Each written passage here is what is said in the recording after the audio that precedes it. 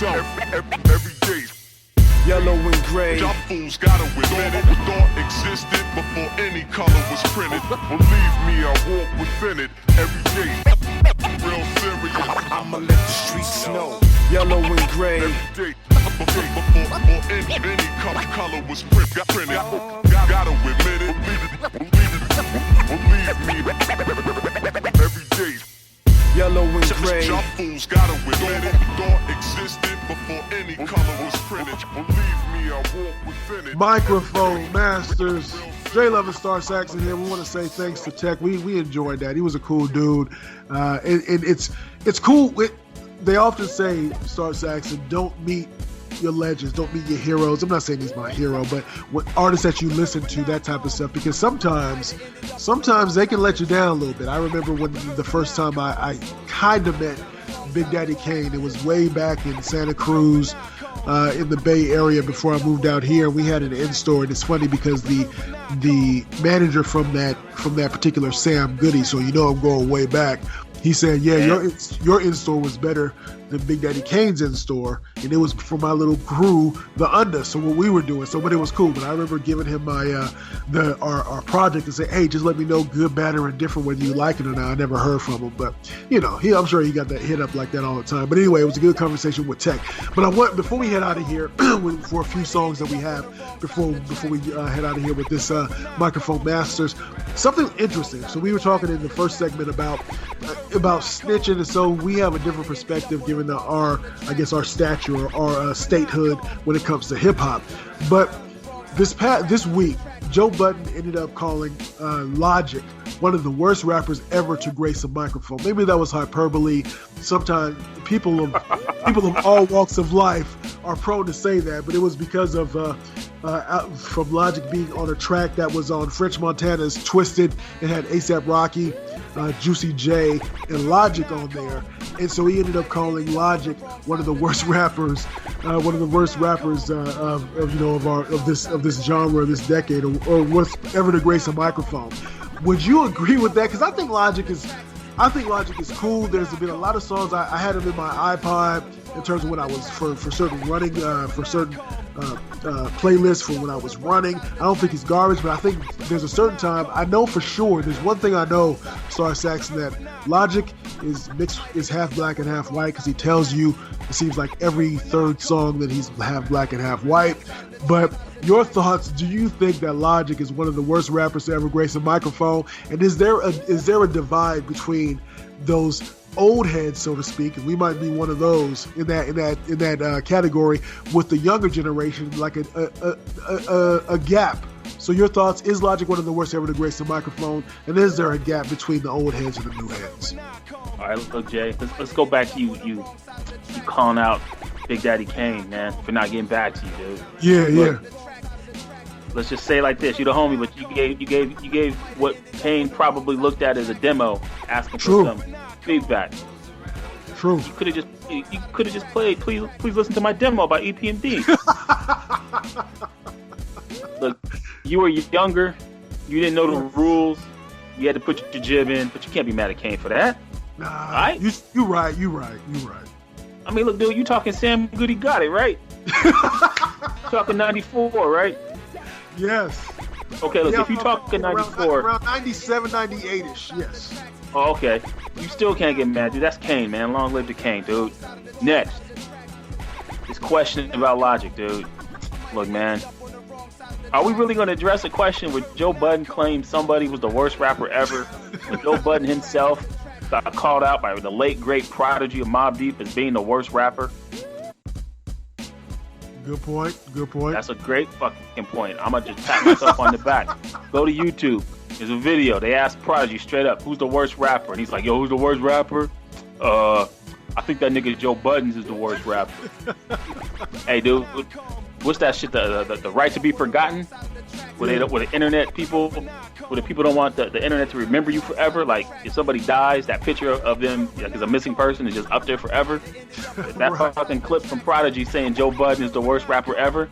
You got to file like one of them right to be forgotten type fucking issues, dude, because that shit is still on there.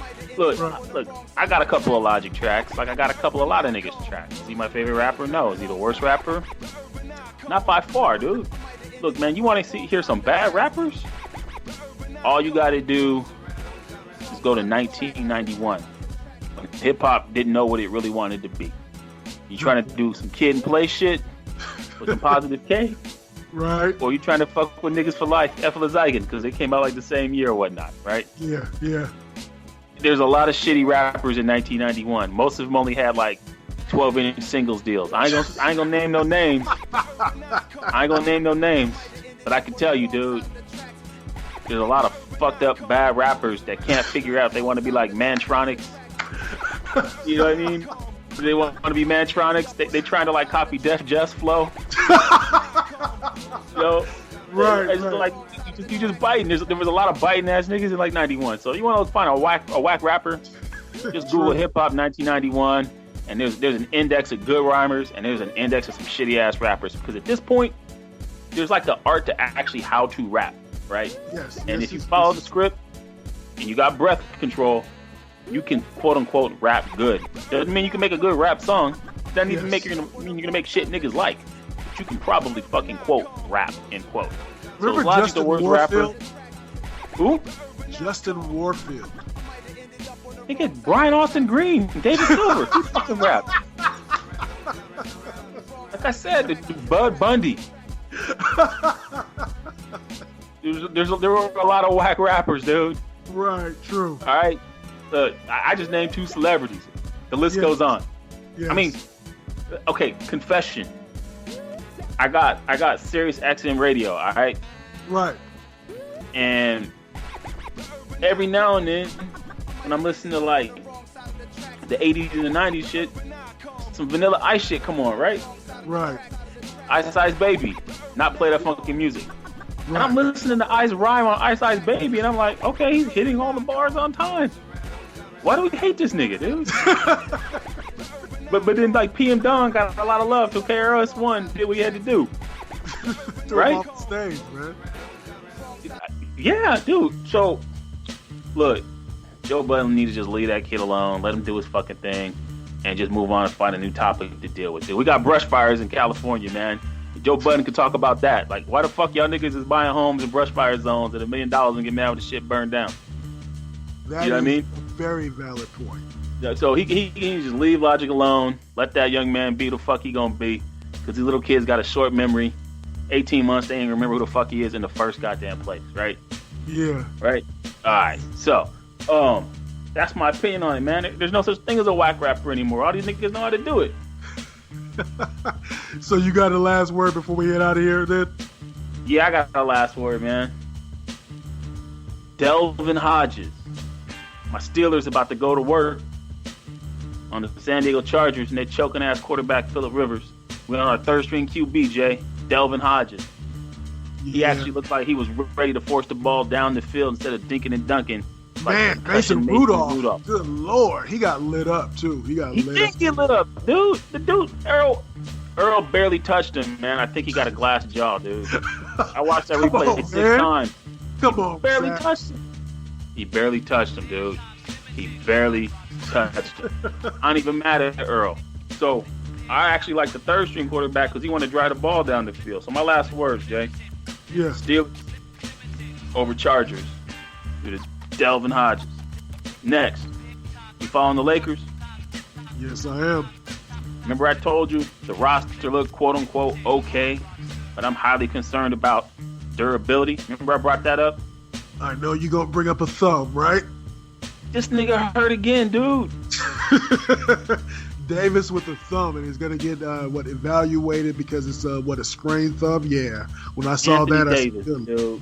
good Lord. Brittle boy with the unibrow. He ain't even unibrow to me no more, dude. He's brittle boy. Did you see how he hurt his thumb? No, I didn't see that.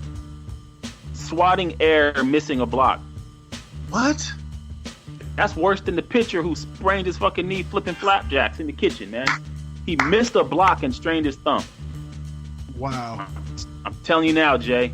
Boy's gonna be on IR for the season by the time Valentine's Day come around, dude. He's gonna get that CP3 special where he ball out before Christmas, right? He takes time to honor Martin Luther King on that Monday quadruple header, and then after that, it's just injury after injury, and then he's gonna be done by Valentine's Day. Trust me, he's not durable. So it's gonna fall all on my man Kuzma again. Because once LeBron realizes he ain't got his Robin with him, he gonna check out again and start drinking his fucking wine like he did last year. Bringing it to the stadium, bringing it to the arena. I'm telling you, dude, the kid is not durable.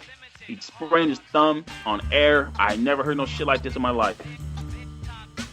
That's something I was scared. I was apprehensive about it. And most people are just looking at the high ceiling, but I'm looking at all the what has shown over the course of his career to be concerned about. So I'm with you on that, man.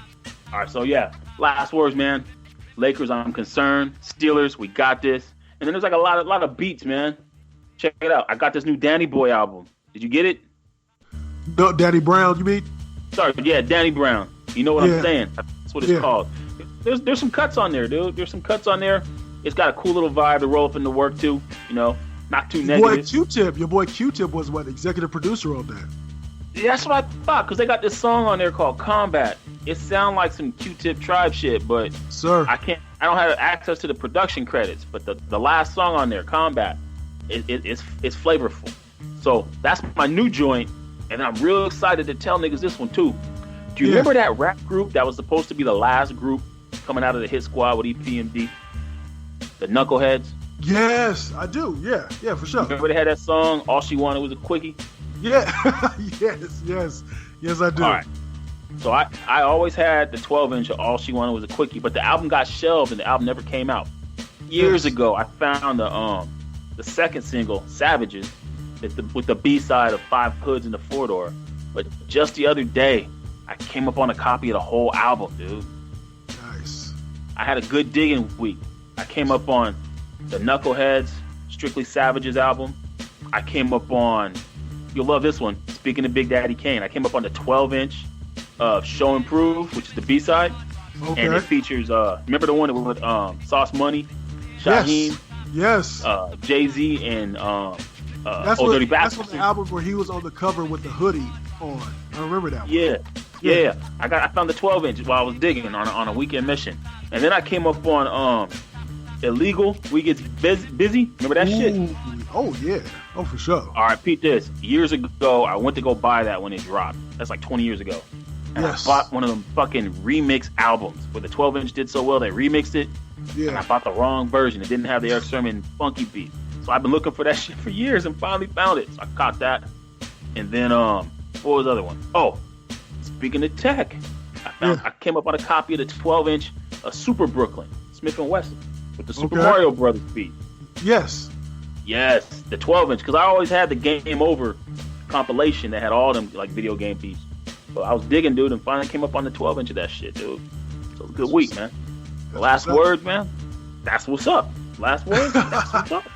And real quick on that, I was at my partner Paco's house yesterday, and so we were looking. He has a lot of records, so we were kind of digging through, looking for possible production because I'm looking to dust off the mic because I have stuff that's around in my head. But I was looking at an album, and it was a Talking Heads album, so it's Speaking in Tongues album. But the thing is that one of the things that I think this generation is missing out on is the tangible product, whether it's an album, a CD, a cassette, but more of an album or a CD, where you're just looking to see where the album was recorded, who was the engineer, who played bass on that song, who produced that song, all that stuff that you just miss out on because it just adds to the legend of a project, of a song, etc. So that's that's one of the things that we're missing out on these days. Yeah, dude, and we're also missing out on like a literal, deliberate marketing plan. You remember whenever you knew when niggas' albums were gonna come out and you was waiting for it? Remember that? True. Remember that? Hey, dude, Pusha T, I believe, may have come out with at least one track, if not an album. I think this weekend. Yeah. Can you imagine if Michael Jackson just threw an album out and didn't even tell niggas? Just drop it. Yeah, exactly. Just figure it out. You know what I'm saying? You know what I'm saying? I remember there was like some teenage year shit, dude. There was like a Tuesday before Thanksgiving in like 1993. Oh, and that Tuesday, I want to say like... You had those Tuesdays that was about to drop. All kinds of albums were about to drop.